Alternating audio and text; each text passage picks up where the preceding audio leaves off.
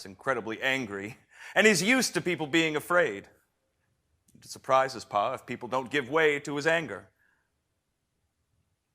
Pa is very easily hurt, and irritable, and full of obstinacies in domestic life, and is used to getting his way. And the category, the conventions and rules of this house, which I'm supposed to observe, includes literally everything that comes into Pa's head. Fighting with an old man isn't difficult. Pa is an old man, and I've spared him 100 times and tolerated things that are well nigh intolerable.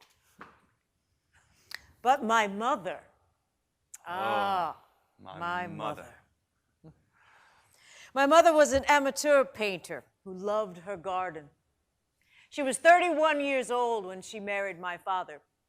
She was perhaps looking forward to life as a spinster, but perhaps, and alas, her sister introduced her to her husband's brother, my father. And so my mother did not become a spinster after all. My parents' first child was a stillborn, a son who bears my name, buried on the very day of my birth, but a year prior. I had to pass his gravestone every day when I would walk toward the churchyard, and some people say that it affected me greatly. How could it not? I had 2 brothers, 3 sisters. I was possessed of a timid personality. I was a quiet child without artistic talent, according to my parents. And this was the same with your Salvador Dalí, yes?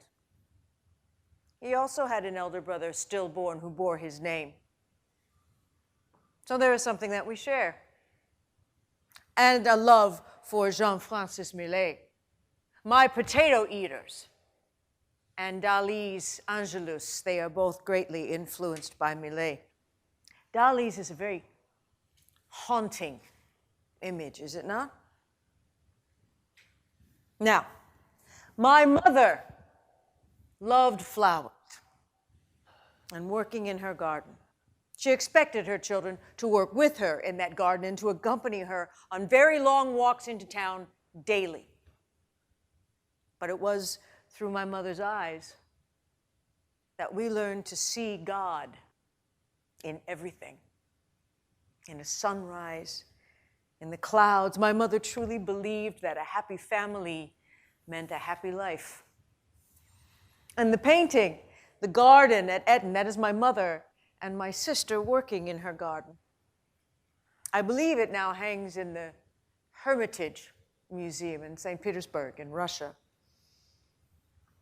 And then, inexplicably, at the age of 11, I was sent away to a boarding school, exiled from my home.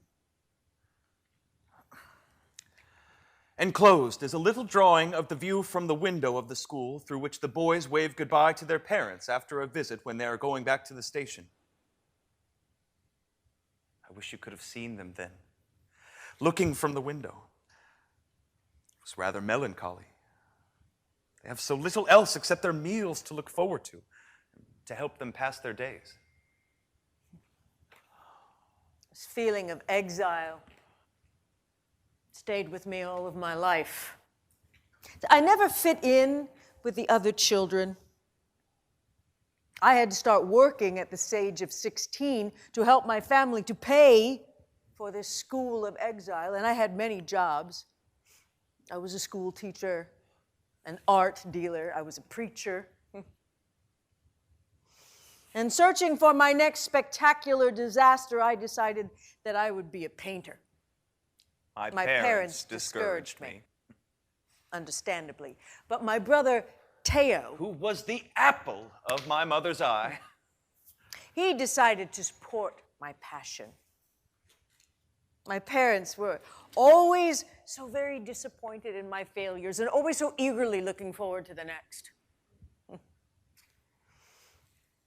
They were particularly disgraced when I decided to move to Paris and let a pregnant prostitute move in with me in my tiny flat.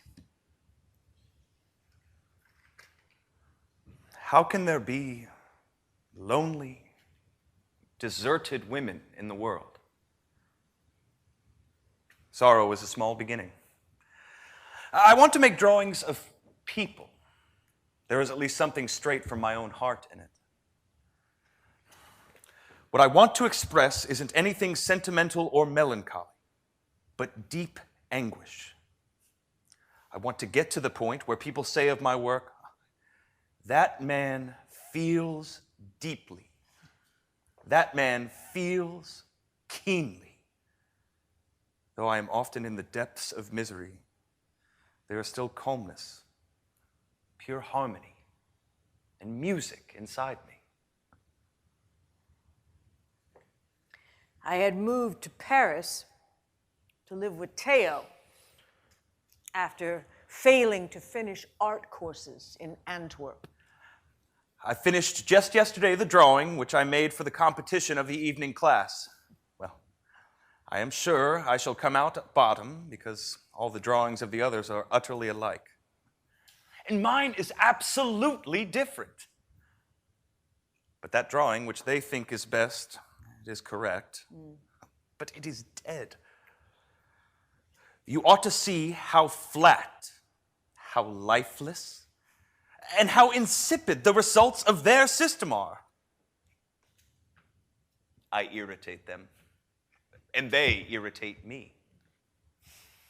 To be honest, the school dismissed me.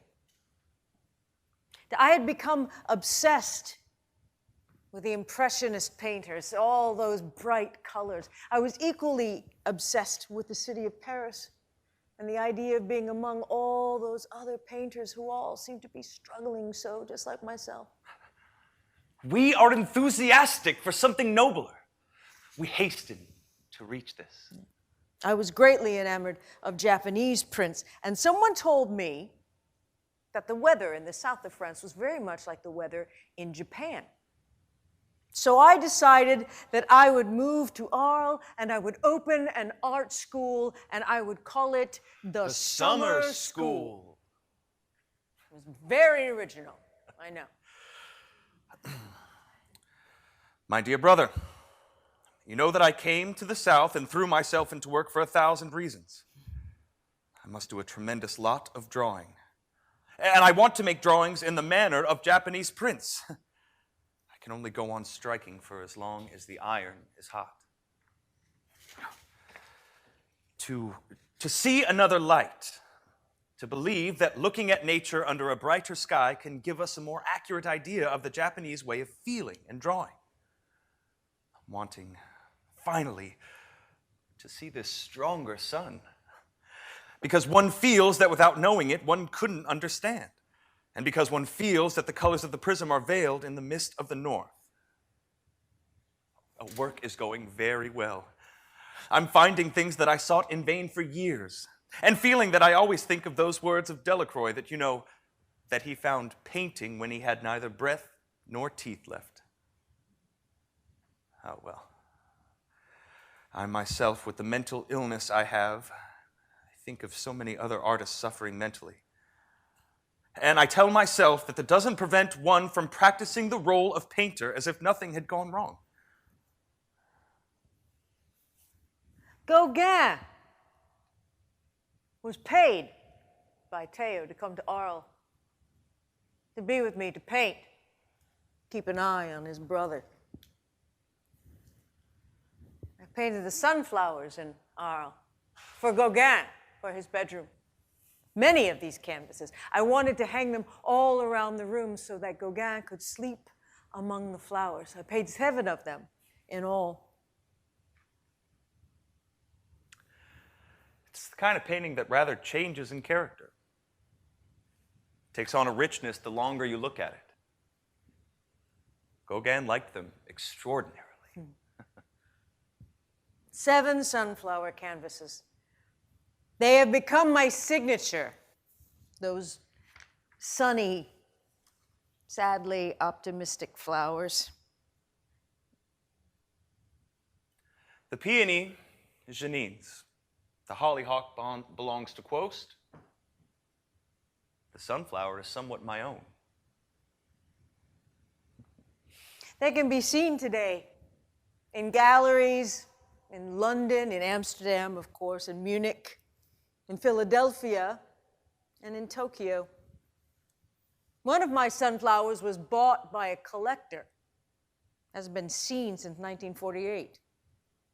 And one of them was destroyed in a US air raid over Japan, 1945. For Gauguin. Gauguin. Our frequent disagreements led to much mental upset for him and for me. In one particularly heated discussion, I did manage to cut off the better part of my ear and sever an artery. I almost bled to death. Almost. But the incident did doom us to part, because the good people of Arles signed a petition calling for the crazy painter to leave their little town. So, embracing the moniker of the crazy painter, I retreated to the Asylum of St. Paul in Remy. If I had to stay for good in an asylum, I should make up my mind to it. And I think I could find subjects for painting there. I still tell myself that Gauguin and I will perhaps work together again. I myself know that Gauguin can do things even better than what he has done. I still hope to do his portrait. Have you seen that portrait he did of me painting sunflowers? It was indeed me, extremely tired and charged with electricity as I was then. In the asylum, I painted the scenes that I glimpsed from my window. Starry Night was painted there just before the sunrise. I must have a starry night with cypresses, or perhaps surmounting a field of ripe corn, with nothing but the morning star.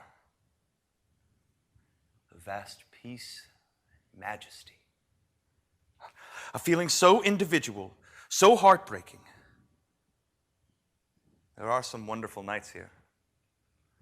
I'm in a continual fever for work. The irises outside my room, they reminded me, Japanese wood prints. I stared at them in wonder. I painted them with the same wonder.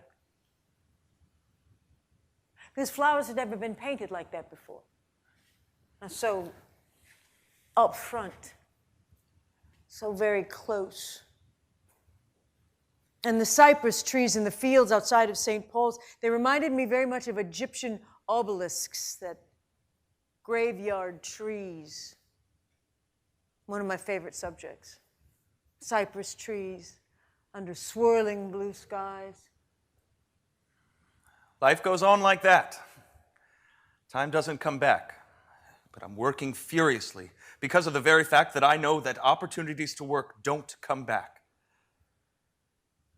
Above all, in my case, where a more violent crisis may destroy my ability to paint forever. In the crises, I feel cowardly in the face of anguish and suffering, more cowardly than is justified. And it's perhaps this very moral cowardice which, well, before I had no desire whatsoever to get better, that makes me eat enough for two, work hard, take care of myself and my relations with the other patients for fear of relapsing. Anyway, I'm trying to get better now, like someone who, having wanted to commit suicide, finding the water too cold, tries to catch hold of the bank again.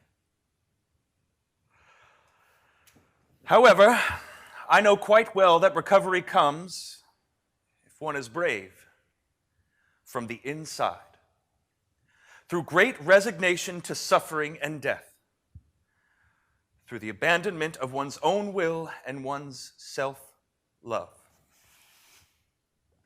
It's not coming to me.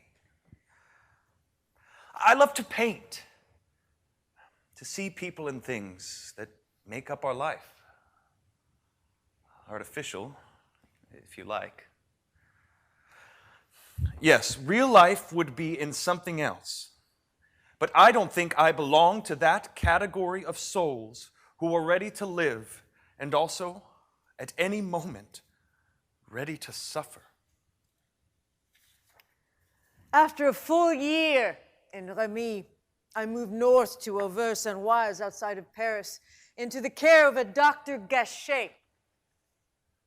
Gachet was an amateur painter, and he encouraged me to paint as part of my recovery, and I very happily obliged. I created a new painting almost every day. Things may yet get better. Here I set to work again, knowing exactly what I wanted. Quiet life. So very quiet.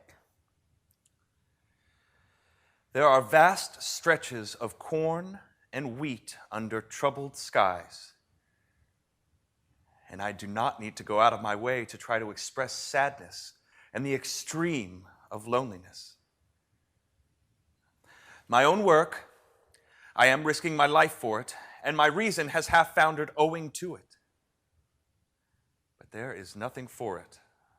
I am, at least I feel, too old to go back on my steps or to desire anything different. That desire has left me, though the mental suffering from it remains. Quiet life. So very quiet. For a time. It ended on July 20th, 1890, With a a gunshot. In a wheat field, under troubled skies, so very quiet. And there was much disagreement as to whether I shot myself or I was shot by town boys. Town boys used to taunt me. Town boys had always taunted me. But this mystery, who shot Van Gogh, haunts history, does it not? Although I did manage to struggle back to my room, the wounds were not properly dressed. Theo rushed to be by my side in those last few days. It was his gift. I painted the almond blossoms for his newborn son, who bore my name. It was a gift. And yet my last words to him were, "The sadness will last forever." That was not a gift. People brought sunflowers to my grave. Also a gift. And then Theo died, 6 months after my death. That was not a gift. Theo's son, Vincent, he inherited all my paintings from his mother upon her death. He became an engineer, and eventually he established the Van Gogh Museum in Amsterdam. Many members of his family still sit on the boards to this day. Theo's family had its own misfortunes. Theo's grandson, Theodore, was a resistance spy who secretly helped escaping Jews in World War II. He was shot before a Nazi firing squad in 1945. And Theo's great-grandson was a film director. He was assassinated in the very streets of Amsterdam because he had directed a film. Submission, Part 1. It was a film about the mistreatment of Muslim women, and this was only in 2004. And after my father's death, my mother moved to be close to my sister Anna and her children, and to care for my other sister Wilhelmina, who suffered from many of the same mental illnesses that I did and required constant care, until at last she was admitted to a psychiatric hospital where she lived out the rest of her life. But as my mother was preparing to move house, she gave away 70 of my paintings to a junk dealer. She burned the rest. By 1903, I was a world-famous painter. My mother lived until 1907. And she died, never having been very impressed with any of my painting. We've told you a story that perhaps you did not know. So I ask you, Van Gogh alive? Is it a statement? A question. Van Gogh alive?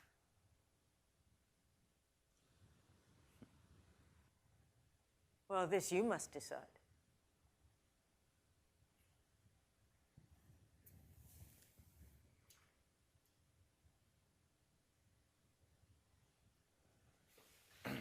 Thank you. Thank you.